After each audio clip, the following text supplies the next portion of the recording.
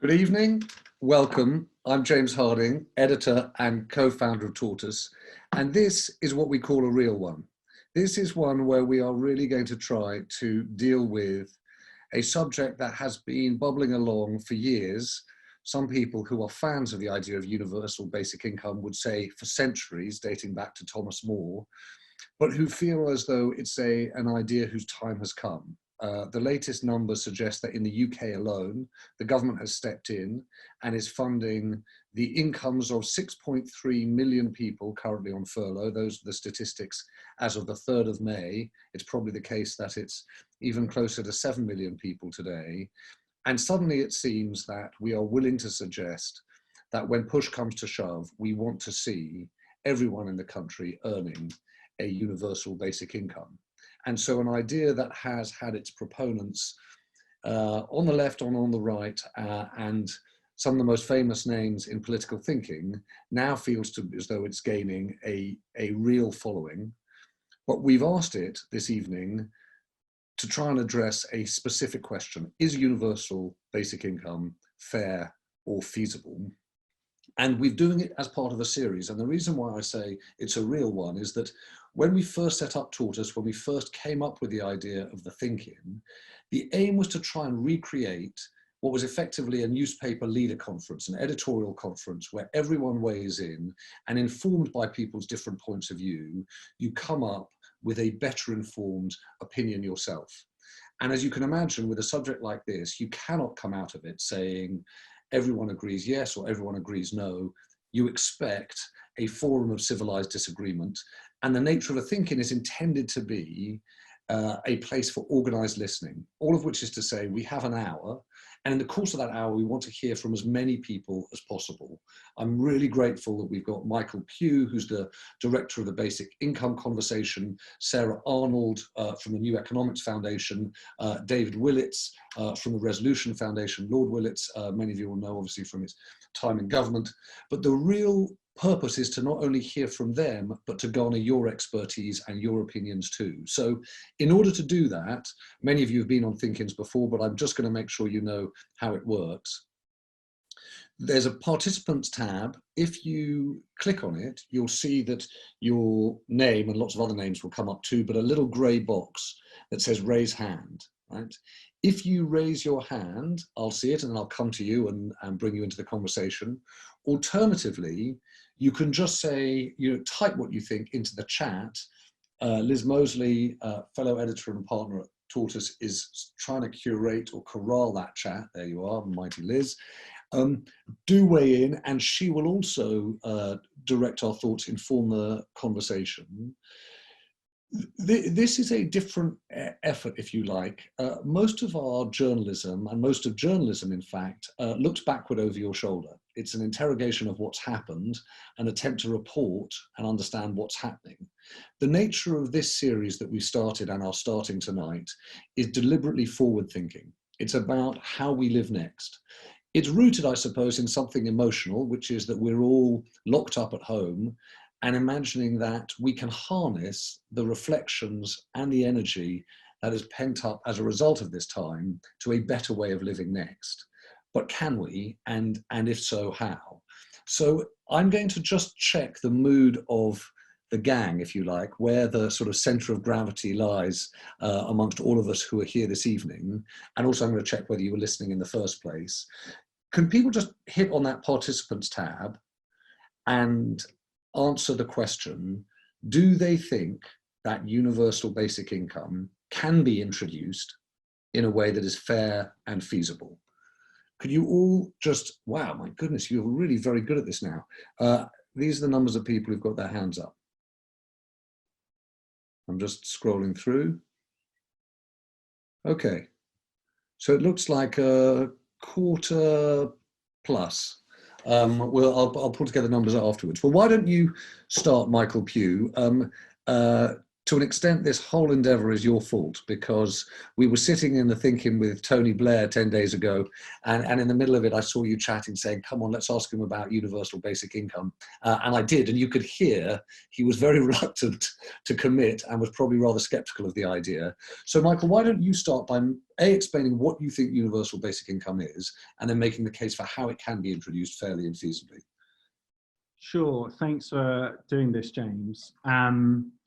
First let's start with what the idea is so that everyone understands. It's the idea that you would give everybody in society a regular cash payment. It's forever. It's as simple as that. We already have a basic income in the form of, for most children and most pensioners, in the form of child benefit and the state pension. And this is the idea of extending that to every single person in society, regardless of their background or their whether they're in work or not. And it's really based on the idea that everybody has the right to a secure income. And that's been particularly true when we've seen so many people living in insecurity before this crisis, but now that feeling of insecurity that we are all experiencing. So us at the Basic Income Conversation, along with others, have been helping to coordinate the public response in favour of universal basic income. We've seen now a cross-party group of politicians calling on the government to introduce what we're calling a recovery basic income, which would be to get the mechanisms in place to introduce a basic income as soon as possible to get help to everybody that needs it. And then that to be the foundation of a future reformed social security system that is fit to meet the challenges of the 21st century. Because I've heard you, James, talk about this, that I don't think the crisis has necessarily changed anything. It's more exposed how society was like all along. And that's been something that's been riddled with insecurity around our work patterns, our debt, our health, our housing, our politics and our climate. And the idea of a universal basic income is to introduce an income floor that can provide people with some level of income security. All right, and for the purposes of this conversation, let's put aside the points about inequality, if you like. Let's start with the assumption that we're all agreed that we have got a grotesque inequality problem and we're going to have to do something about it, and we've got a social mobility problem. We're going to have to do something about that. The question is whether UBI is the mechanism to deal with it. So, Michael, before I come to Sarah Arnold in a second, can you just say specifically what your UBI proposal is? So who gets it and how much money is it and what's the mechanism of funding it? Sure. So the Basic Income Conversation is part of the think tank Compass. And last year, Compass produced a report on what could a permanent UBI system look like. Now, most basic income systems, including this one, suggests like an income floor that can sit below the rest of the system. And this one argues that it could be set at a relatively modest amount of £60 a week for every single adult, and an additional £40 for children.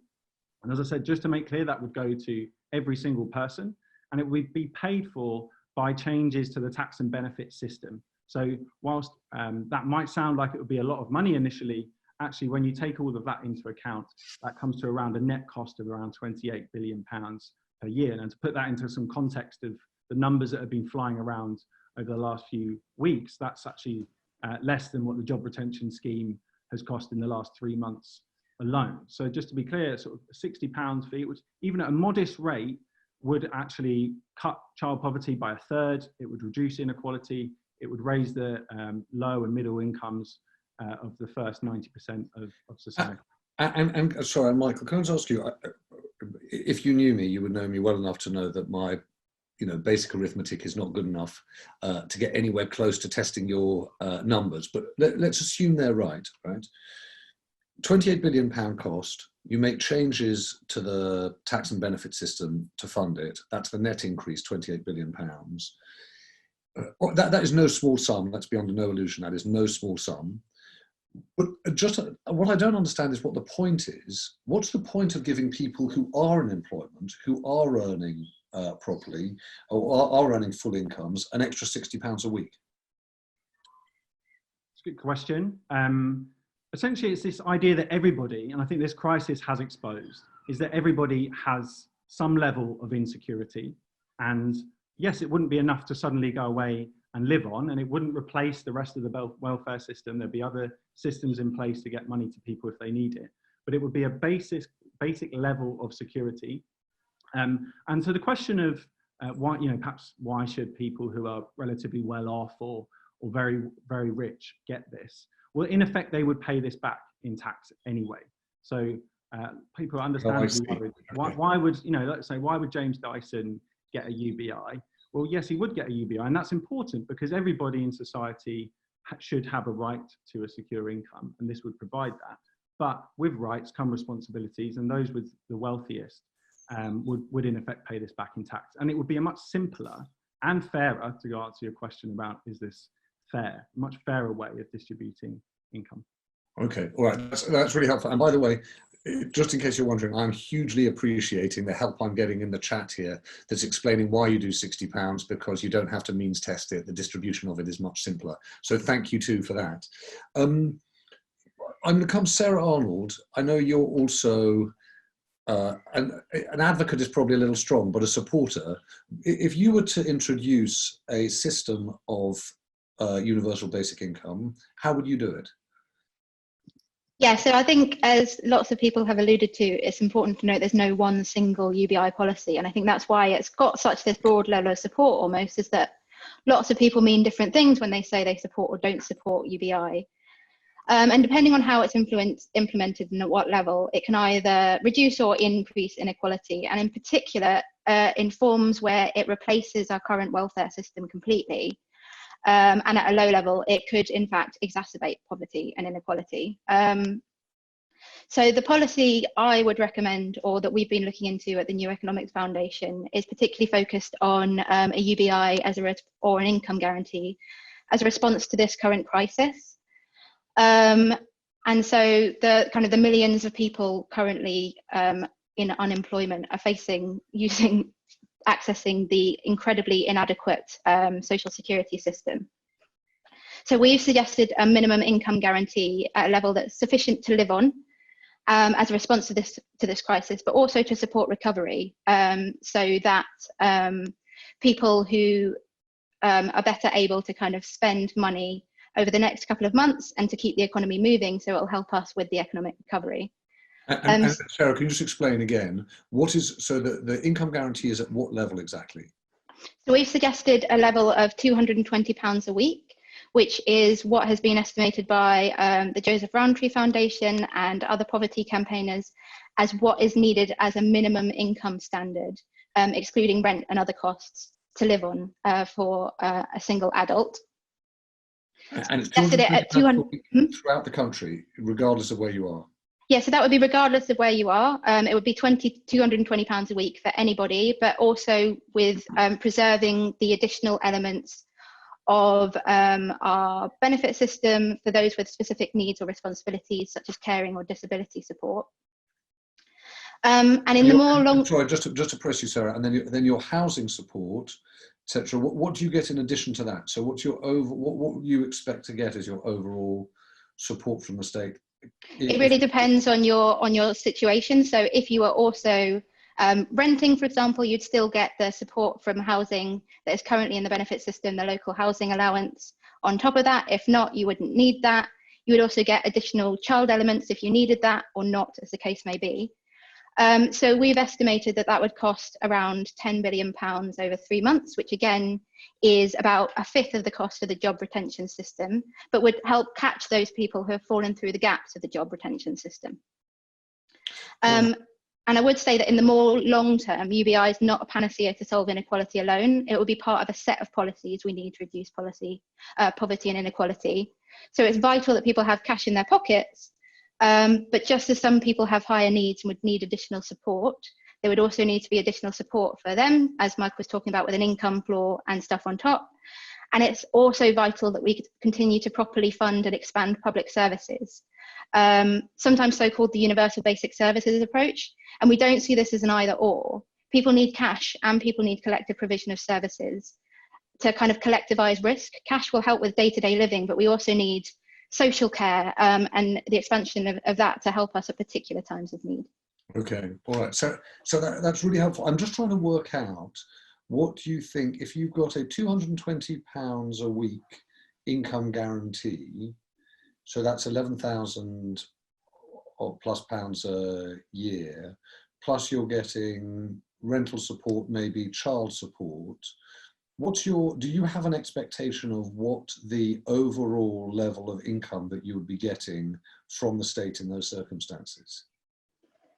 Again, it would depend on you. So you get the child element of universal credit, perhaps would be on top of that, and the local housing allowance. So it really depends on your circumstances, as I said. It could be much higher than that. It would be at minimum £220 a week for people that need it. I see. So I'm only just pressing this. Is the £220 in addition? So regardless of whether you're getting any support on housing or any support, child support, you get the £220. It basically is an uplift to the main element of current benefits, which is currently £90 a week for over 25s, and it's about £70 a week for under 25s. So it'd be an uplift of that. And can you just explain, how does that come to, so it's 10, you're saying it's £10 billion for the 3 months? For the 3 months on top of what currently we spend on the welfare system. And we suggest it would be funded through borrowing. Through borrowing. Okay, all right, that's great, thank you. All right, I'm going to there's so many very good, some highly critical, some highly supportive comments. I want to try and bring in as many of those people as possible. But if I may, David Willits, can I come to you? David, what's your view on this? Well, I mean, first of all, it's a really worthwhile discussion, and we have to do things to help people through this crisis. Whenever people come with these grand solutions to every problem facing the welfare state, I never quite know if we're going to end up with a structural conversation. Is there some different model that is somehow superior because of the way it's designed? Or what I think is the real conversation, which is, who do we wish to get more money to? And the whom question. If you get too bogged down in the structure, you actually hide what I think is the biggest single issue facing our society and other areas, which is, how much taxes would you pay, who do we collect them from, and who do we give it to? And the two different examples we've had of universal basic income bring it out. So they're very crudely, if you haven't got any other income, your basic means tested assistance through universal credit is very roughly £100 a week, £5,000 a year. That's where we are at the moment. If we did not have any welfare state, you wanted to start from scratch, you might do universal income. But we currently have inadequate, imperfect, but the idea, if you have no other income, universal credit should pay you about £100 a week. And indeed, one of the effects of the crisis has been for the government's own rhetoric to be more universalist about this means tested benefits. So when Michael says £60 a week, it's actually less than the basic value of universal credit. I don't know, so it doesn't get you very far, but it's not so expensive. Sarah, and I understand absolutely where she's coming from, I would say, in the language of our current structure, is saying universal credit of £100 a week is not enough for people in today's crisis. Universal credit should be higher, and we should all pay higher taxes to fund it. Those are real issues about taxes and benefits and distribution. Those are the nitty-gritty of the debate. If we I'm always a bit suspicious when we're offered a grandiose vision. It's like one of those people doing conjuring tricks in Oxford Circus, where there's a pound coin you start off with, and at the end you don't quite know which cup it's underneath. So at the end of this massive new structure, who pays more, who gets more, and what's the case for it?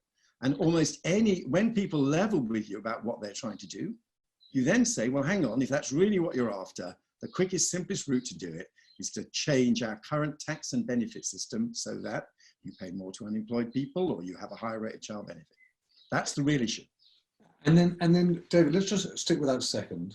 So I do want to come back to, and I think what I'm going to try to do, because this evening is complicated, what I'd love to do is get some views right now from people who are pro universal basic income.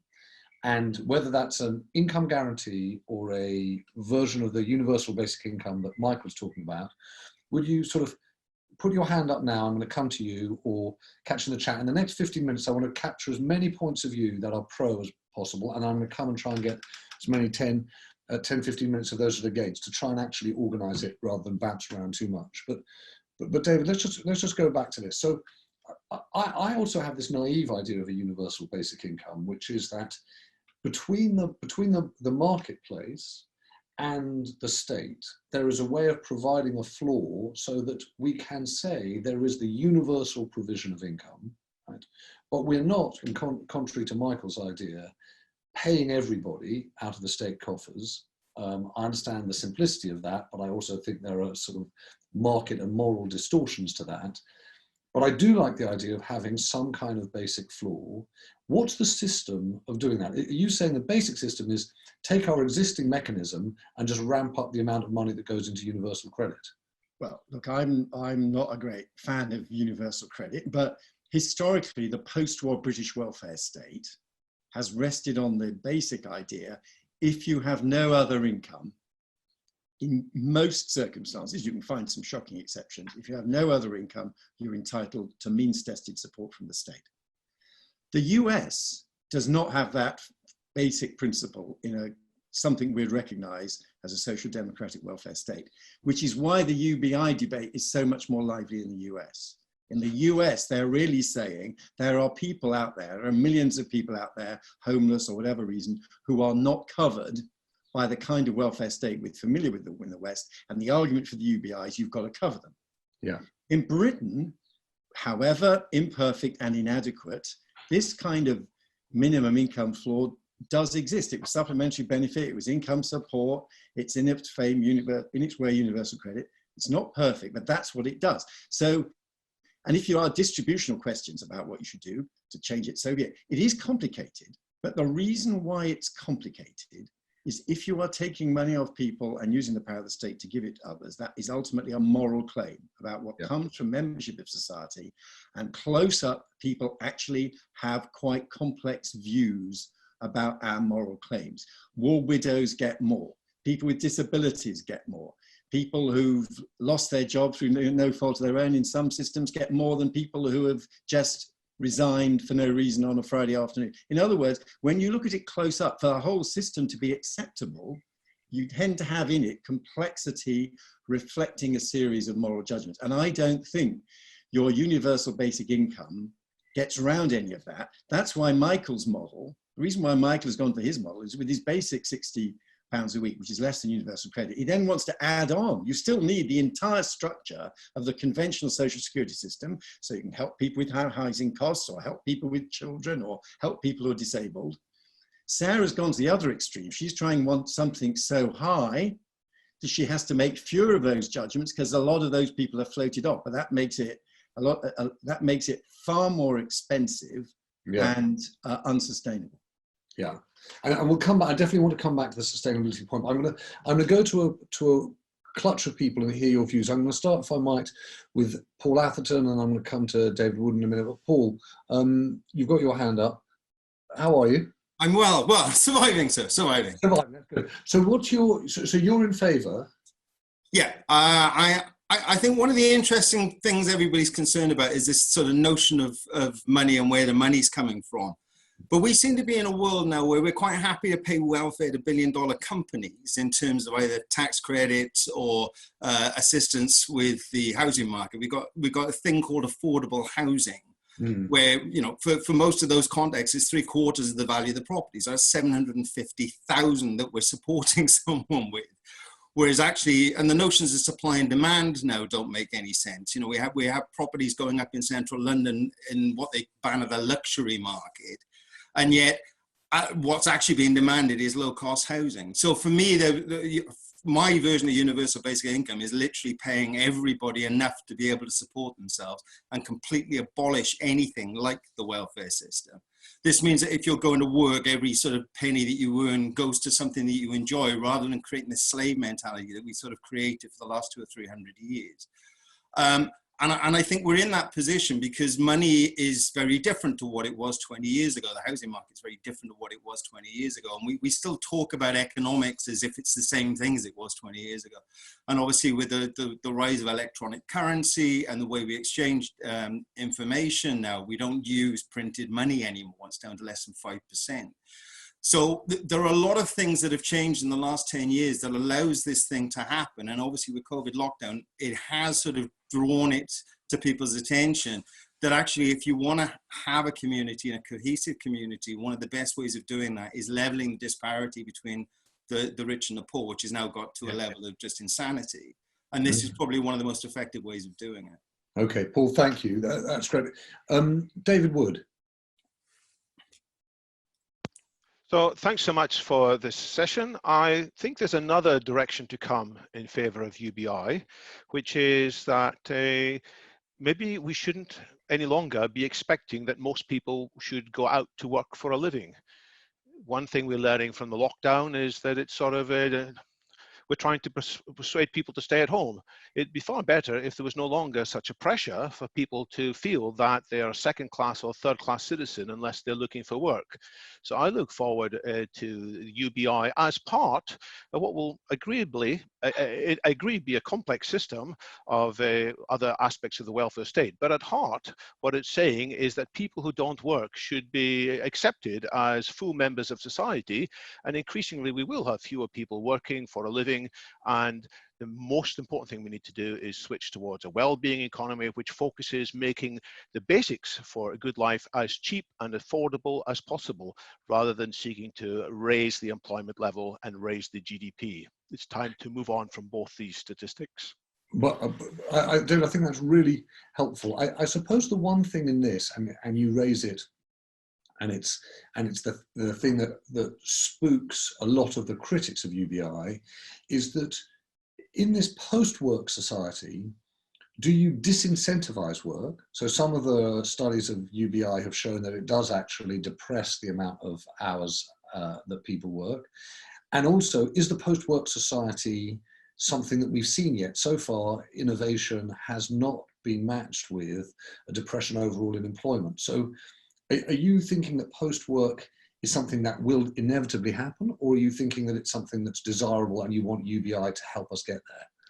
Yes, it's desirable, and UBI can help us to get there. Lots of people have done very creative things whilst on various forms of welfare. I expect that more people, if they have UBI, and if the cost of basics of living is smaller, they will get involved in big society activities, volunteering, creativity, being active, busy members of society, but rather than focused on consumer goals, it's more about human flourishing. Okay, brilliant. Dave, thank you very much. A couple of others. Hugh Thompson.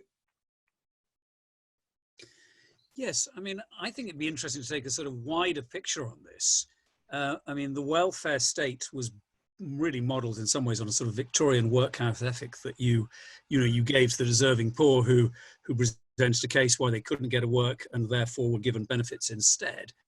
And we haven't had any really big thinking since the creation of the welfare state, and we live in a very changed world with increasing automation and the likelihood that we aren't ever going to approach full employment again. So the idea that we completely reframe, and as someone mentioned in one of the comments, think of it as a psychological rather than economic change, where we presume that a large amount of people won't be in work, and rather than penalising them for that, give them a basic income that allows them to live with dignity and create interesting work, whether paid or unpaid, seems to make sense as a whole new way forward. I mean, the difficulty here, Hugh, is that we've stumbled into one of the first big sort of intellectual problems, it seems, with UBI, which is that there is a movement on the right that is sort of epitomized by the Silicon Valley libertarians who see technology moving large numbers of people out of the workforce and providing some kind of support in that society. And then there's another version, which is, I suppose, kicked off by Michael and to an extent by Sarah, which is, and sort of voiced by Paul, which is actually what we're really looking for is we expect the market economy in its own way to continue, but we need something to do to offset the grotesque inequality. And when you say it's a psychological shift, are you really saying, right, UBI is part of a 21st century move from that market-based economy to one in which there is going to be a very different understanding of the role that work plays in our lives? Well, I think it has to be, and particularly for a developed economy, which, as we've recently seen, can afford to, if it wants to, help people if they're not in employment.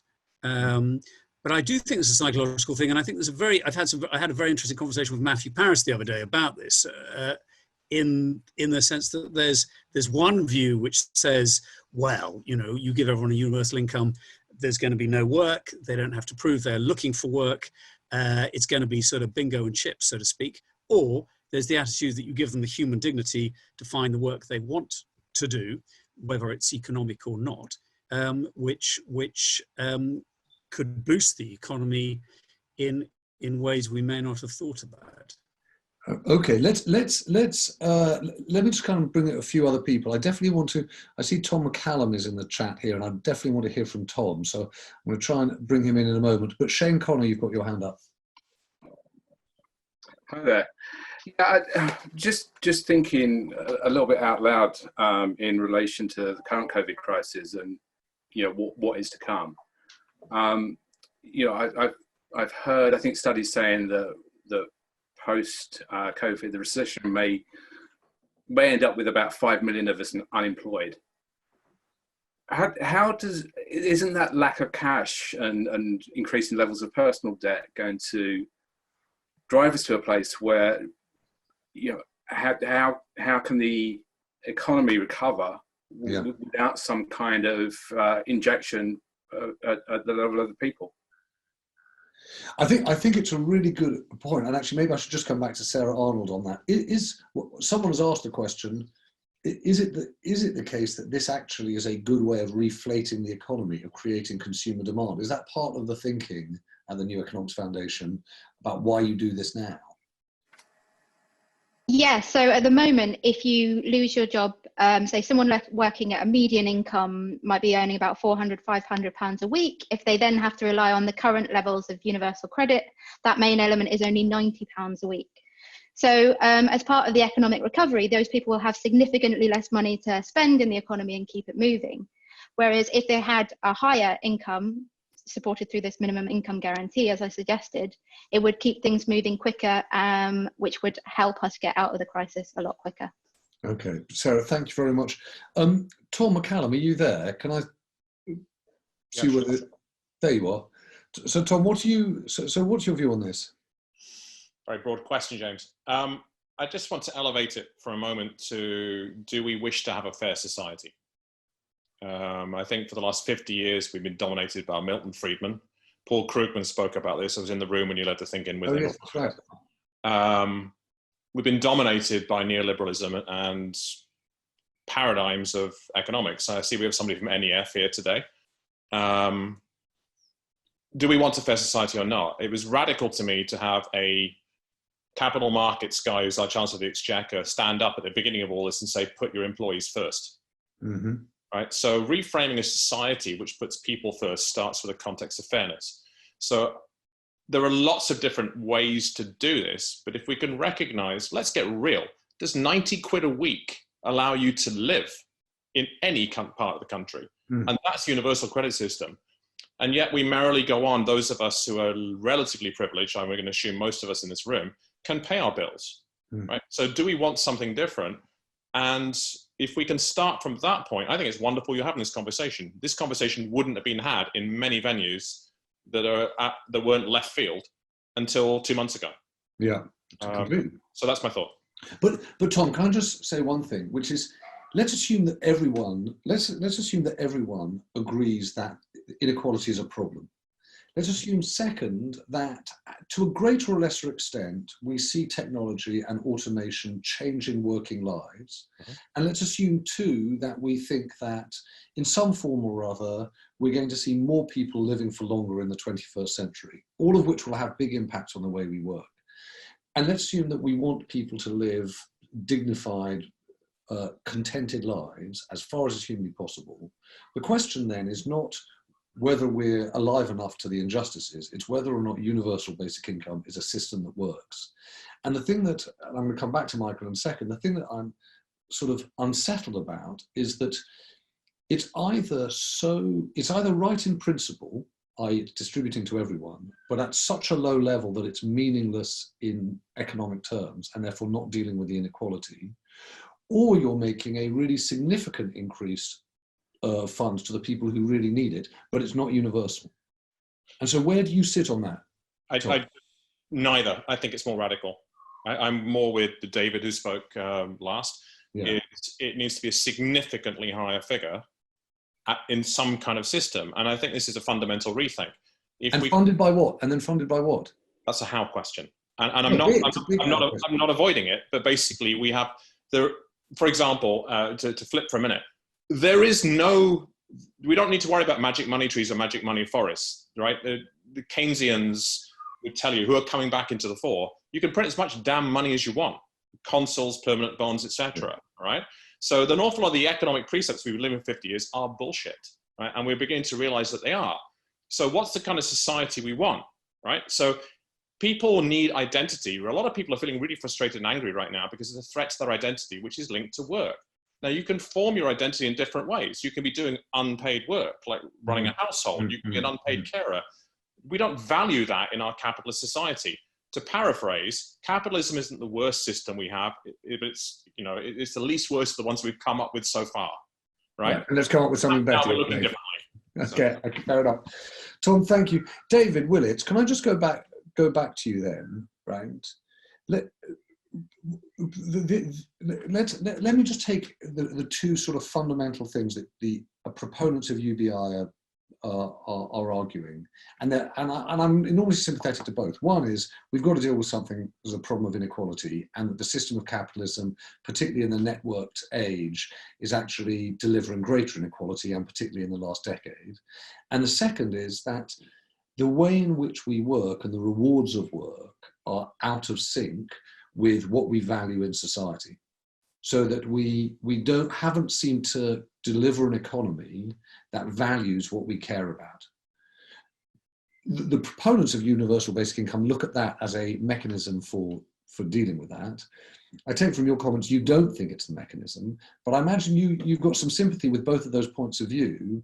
What do you do that does deliver a greater level of fairness and rewires the economy around a set of values that correspond to what we care about?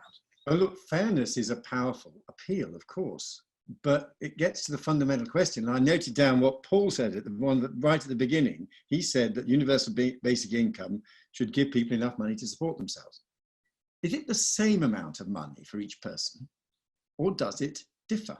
Yeah. My view is as soon as you actually try to implement fairness, you start saying, oh, hang on, he or she is living in a part of the country where housing costs are very high. They'll need a bit more.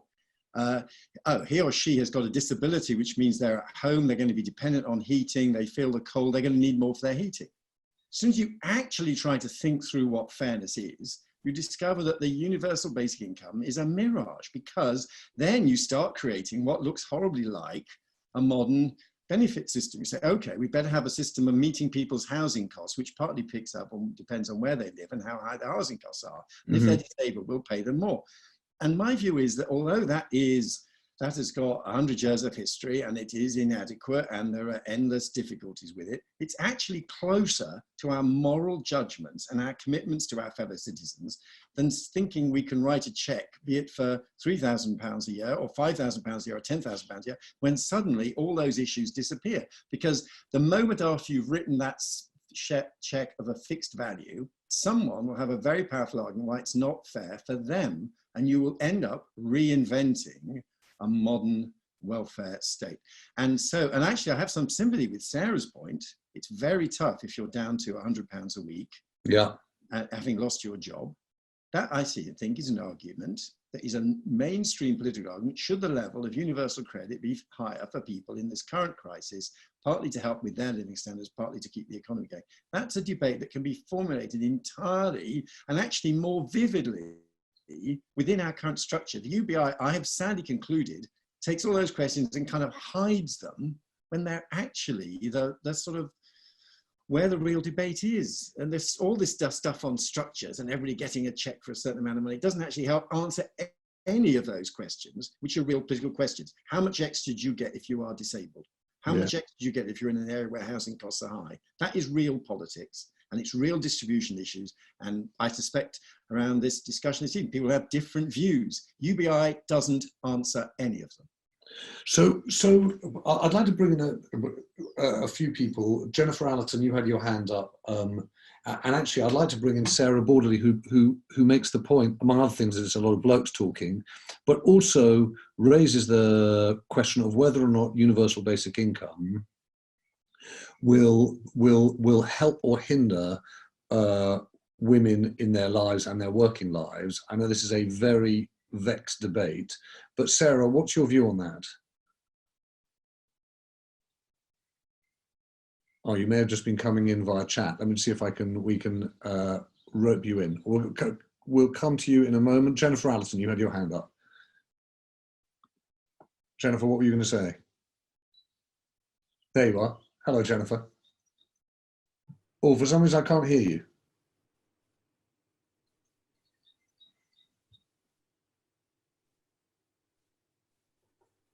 It may be us. Oh, there you are. No, I'm afraid.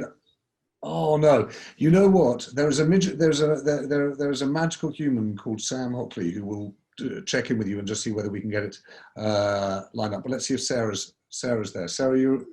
I am here, but you couldn't hear me before either. Oh, I see. So you know the thing is about, you know, when you're saying it's quite male, we've got this particular technology at work. No, we don't. Okay, now fire away.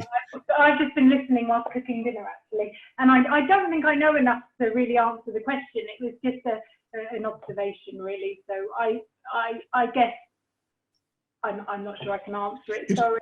Sorry, the reason I played you in actually was because when I was reading into this debate, one of the things that you hear is that it's actually, there's a whole feminist debate about universal basic income. And there are certain feminists who would take the, and I count myself as a feminist, but there are certain feminists who would say the problem with universal basic income is it will actually deter participation in the workforce because it will end up being women who will take the universal basic income and therefore not enter the labour market. And there are certain people who say actually it will free women from the current situation they're in, and it will be liberating for women, and it's a much more empowering tool that the state can use. And there's a massive debate about it to and fro, and I'm obviously not in a position really to say, but I'm interested in it. Yeah, I don't think I can answer enough about that, but I do know in the recent Marmot report that life expectancy for women actually went down in deprived communities. Exactly. And also particularly obviously in northern areas, and obviously, so I think it's, I can't answer the question, but I think it's really important to think about the gender aspects of it. Yeah, it's very interesting. Jennifer, are you there? Let's give you another try. Here, we live in hope. So, of course, we live in hope. We're having a debate about universal basic income. All right, let me, if I may, can I invite those people who think it's a really bad idea to weigh in? Are they? There's someone here who's called Taha. I don't know whether you're called Taha or whether that's the name of your computer. But Taha, do you want to give your view?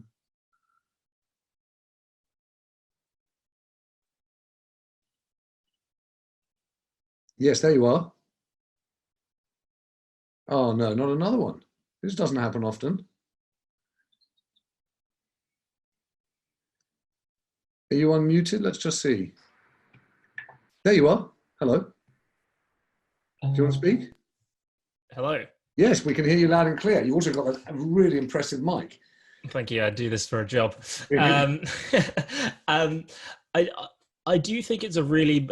I've kind of taken a slight detour from your initial prompt, but I do think it's quite a bad idea to be advocating for universal basic income on the basis of a solution that can solve the inequality debate, because it creates like an income floor that people can live above, but it doesn't necessarily change the relative inequality in an economy. What I do think it is quite good at doing, from the reading that I've done, is actually changing the relationship that workers can have with their employers in terms of bargaining power, because they themselves can feel confident that they don't have to be working. And so there's a correction in terms of the sort of like the people who are forced to work because they have to work, and the undervaluing of those essential workers. You see a lot of people being paid overtime now in sort of supermarkets and things like that. And like a lot of those people may want to reduce the number of hours that they would like to work. And you see that in the tests that they run, right? You don't necessarily see people drop out of work entirely, but you see people correct to a labor supply that's more adequate for their lifestyles. And so I think it's quite bad, or I think it's an inadequate system if you are using it as a tool to solve inequality in a nation, but it is a good tool to do anyway for other reasons that I don't think have been touched upon, like workers' rights. Oh, I see. Workers' rights and the macroeconomic picture, you think it's a positive for? Yeah, I think that on the macroeconomic side, you have a price, an income floor that allows the social value to more accurately reflect kind of the income that people are being provided, because they don't necessarily have to rely on collective bargaining, because they themselves have this universal basic income they can use to make decisions on whether or not they want to take more hours. Right. Okay. Tara, thank you. That is a whole different lens on it. I would spend more time. We're just going to run out in the next sort of 12 minutes. So I want to make sure we hear as many other views as possible and have time to come back to Michael and Sarah and David. Sunshine Banerjee, you've got your hand up, and then I'm going to come to Dom Tyler.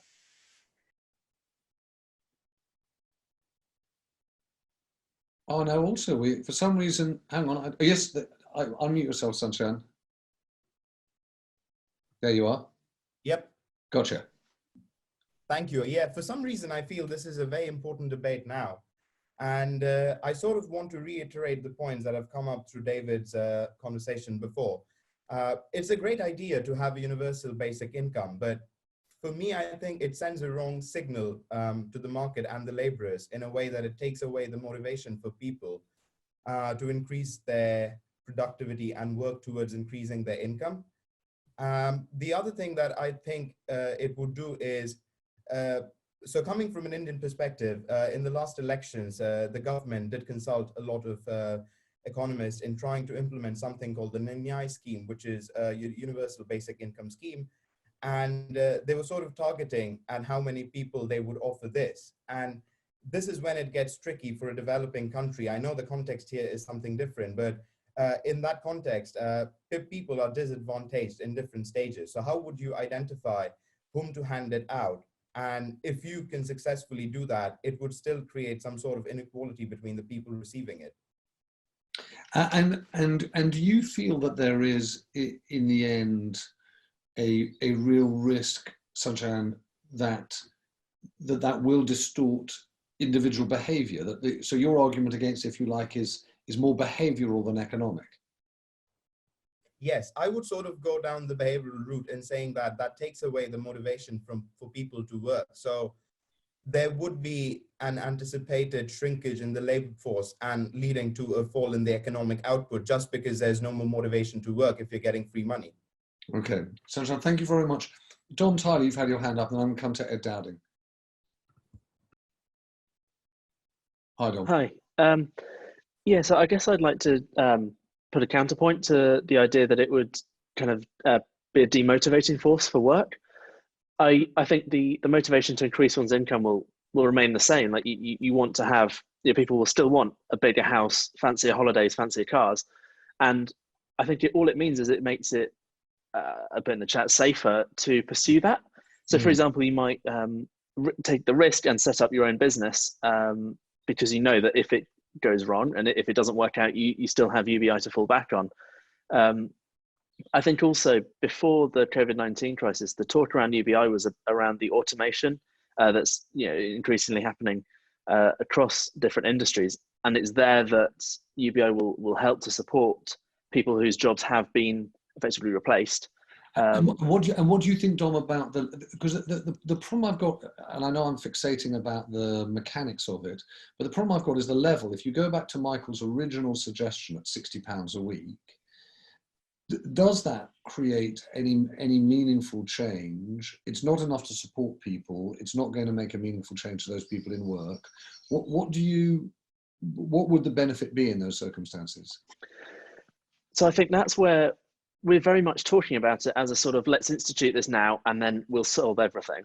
Yeah. I think you've got to think of it as a transitional thing. So look 50 years down the line. Imagine that, maybe 30% of people still work. UBI might be set at a level where everyone is comfortable. You have highly automated companies providing you with, food and whatever you need. Like, goods are mostly produced in an automated fashion. We need to transition to that place or wherever we are going to be. So I'm not sure what the level needs to be. And I think if we do set a level, there will still need to be additional benefits on top of that for people who need them. You talk about disability and housing and so on. I think what we need to, I don't think the level is the issue right now. It's more, does UBI provide the society that we want long term? And if it does, then we need to think about how we're going to institute that. I think you made the point in your piece around taxing people worldwide, all British citizens. That's where looking at those sorts of schemes, and as companies automate more, taxing automation, that kind of structure to help pay for it. All right. I said I'd come to Ed Dowding, and then I'm going to go back to our initial gang. Ed. Good, because I don't have the answer to the question that I'm about to ask. But I'm interested in the governance model around it. Who issues the UBI, and what are the quid pro quos for it? Do we end up like China with the social credit model and the social scoring model? You have to be a good citizen before you can get it. And what's the governance that protects that? And so push 50 years into the future, assume you've got it. What's to stop the government pulling it back or adding all sorts of extra rules to it? Okay, that's a really good question. All right, listen, I'm going to go, if I can, go back in reverse order. David Willits, can I come back to you? And David, in particular, I'm really keen to talk a little bit about, let's park the idea whether it's universal basic income or some level of greater income fairness, right, that is delivered through the existing welfare system or an innovation on it. The thing that we haven't touched upon is the feasibility of funding. Right? Now, one of my theories is that the one thing this thing has proven is that offshore is over. Right? No one lives offshore. There's no such thing as a life offshore, and so there shouldn't be a taxation system that enables people to duck where they live. All UK citizens should pay their tax regardless of where they live and work in the way in which US citizens do. I know that will make a small contribution, not a huge one. What do you think about the future funding of government schemes to deal with this issue of inequality and to an extent post-work? Well, I think this is where kind of the old Labour of Clement Attlee took the high moral ground. If we want something big, if we want a big NHS, if we want a big basic income, there is no group of other people out there, rich companies, horrible bankers, that pay for it. If we want something big, all of us in our society are going to have to pay for it. There is no pot of gold somewhere else that other people pay. And I think one of the problems in this model, if you're earning at the moment £10,000 a year, and you have a £10,000 a year UBI added on, we do not have the resources suddenly for that person to have an income of £20,000 a year. And indeed, on most models of UBI, you start financing it by getting rid of personal tax allowances, so their tax has to be very high.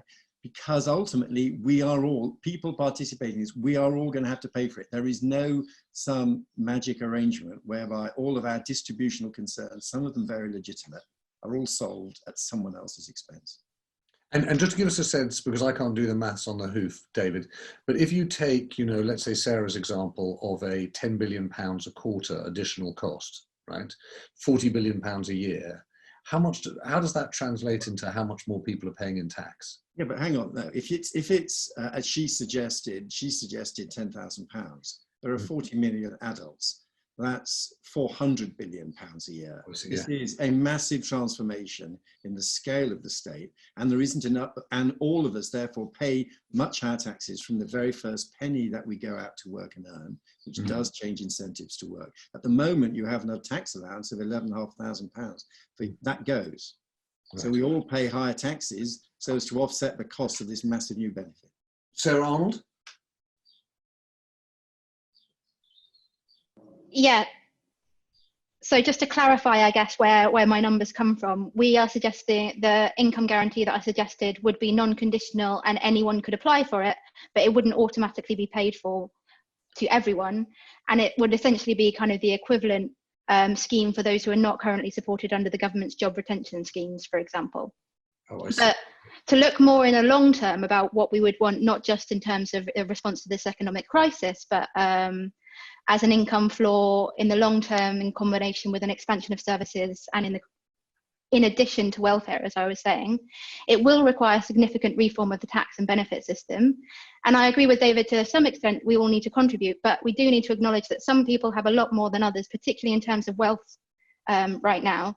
And I think there's a strong argument for wealth taxation to create kind of a sovereign wealth fund that could be used to fund this in a much more long-term way. And finally, I'd like to kind of highlight the points and raise up again the points that I think Sarah was making and several other women in the chat, that it could completely change our relationship to work. And particularly right now, we have a system that rewards people for only some very specific types of labour, labour in our kind of standard job market. And I think it's really important that in the more long term, we do kind of change our relationship to that, to start valuing all sorts of types of work and contribution, particularly those in the caring economy, other ways of contributing through volunteering. And that's why I think something like a UBI is really important in the more long term to transform ourselves towards the society that we want. Okay, Sarah, thank you much.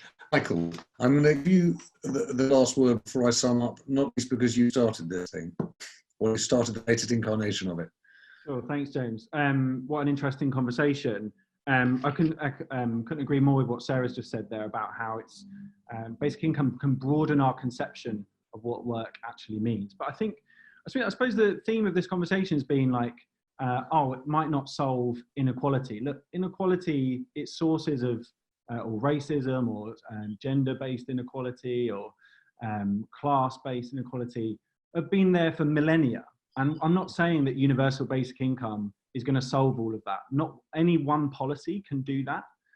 But what it can do, and what we're really focusing on, is it can tackle insecurity. And David talks about the politics of insecurity and what that actually means. And what that actually means at the moment is that millions of people are falling through the cracks. And this is a practical, feasible way of solving that, both, as Sarah says, immediately around the jobs retention scheme, but also as a foundation of a potentially long-term system. And I think someone asked, I think it was you, James, is £60 a week a meaningful amount of money, whether it's £60 or £100 a week or whatever it might be? I think that we've got to think about, it might not be for perhaps some of us who are from a privileged position in this phone call, but for many, many people, that is the difference between being able to put food on their table, keep the wolf at the door in terms of their landlord, pay for their heating. It's even a modest amount of an income floor that can sit below the system reduces child poverty by a third. It reduces inequality by a significant amount. Like that is, it's not going to solve all of those problems. There is no silver bullet or panacea, but we can start talking about that now. We can start changing those things now. And that is the politics of real life. And I suppose this is why UBI is, yes, a really interesting conceptual idea about how it can shift our society and our economy, but it can also help right now if we had the political will to try and implement that. Okay, Michael, thank you. And thank you everyone just for giving your time and thoughts. You can see there's been an absolute avalanche of ideas also in the chat. Typically, you know, if you go to a think-in, what we try to do at the end is come out with a point of view, rather as you would in an editorial conference in a news meeting. Actually, I have to say it's been incredibly helpful. I'm in the lucky position of not coming into it with a fixed position that says we should have a universal basic income at £60, or we should have a national income guarantee, or we should have more targeted income support for those who need it. But from the position I suppose many of us have, which is that we have a serious inequality issue, we have a serious change in working life and working expectations issue, and clearly we've got a confidence in our system of capitalism and markets that's at stake here. I suppose the thing that I'm most aware of is that we're effectively over-indexing in the way in which we think and analyze one side of the ledger, which is need, and we're not really thinking about funding. And so the first thing that I think I'd probably step away from is, Sarah talked about how much, we can fund this through borrowing. I really need to understand much better what the scale of future borrowing could be. But I do take David's point that in the end, we're talking about a different level of taxation. And it felt to me as though, as much as last year's election was dominated by a subject we don't think about now, there was a real debate about what level of tax this country would wear and what it wouldn't wear. And in order for us to land a fundamental change in the level of income support, it seems as though we need to think about how much everyone's prepared to be taxed, as well as tax. So I take away something discrete on that. Strangely, I thought we would talk much more about the behavioural issues that Sunshine mentioned. It's interesting that we're not that deterred by those, partly perhaps because of the points that Hugh and David and others were making, that we are seeing a change in the way in which we work and a change in the kind of work that we value. I appreciate, Michael, more than I thought I would, your point about the mechanism, which is that once you've established the idea of a universal basic income, you've actually created an idea of universality that has a value of itself. And so, having initially been quite skeptical about your £60, £40, I can see the value of it as an idea. I'm not at this stage persuaded by it, because I still think surely the most urgent thing now is to deal with those people who are actually suffering from a universal credit system that is inadequate, right? So the first priority must be to try and, if you like, not create a universal floor that is way below where the market is, but try and level up the nature of incomes that the people are getting. If it can be the universal basic income helps with that, all well and good. But it seems to me that in that sense, the most important thing is a targeted attempt to deal with the real inequalities that we've got. And we must think about how the idea of universality can be applied in that sense. So I suppose I step back from this and think we have a real issue that's coming down the track about how we value work and the workers that do the work that we think is most important, how we deal with those people who are left acutely adrift by the nature of the universal credit system and our welfare system, and how we create the cohesion that a UBI is intended to address. But I'm not yet there willing to make that leap that you would want sort of Jonas to leap, which goes, here's the UBI, let's tick it. But the fact is, you, Michael, have started something called a basic income conversation. We certainly had one of those here this evening. And I really am grateful to you, because as you say, and many people have said, I don't think that a lot of people would have been up for that conversation even a matter of months ago. And you certainly wouldn't have got someone who'd come out of the capital markets world and a Conservative Chancellor to boot saying, let's step in and provide the kind of support that the government is now providing. So thank you. Thank you for your time. A huge thank you to Sarah Arnold from New Economics Foundation. A big thank you to you, David Willits from Resolution, and a massive thank you to you, Michael Pugh, but to everyone who's weighed in this evening. It's really been fascinating and hugely valuable. We're going to continue this series, How We Live Next. Do keep weighing in, and what we're going to do at the end of it is distill it into, if you like, an attempt to try and set out something that is easily digestible, that takes the energy we all feel from this time and try and channel it into what happens as we emerge from the lockdown. Thank you very much, everyone. Have a brilliant evening.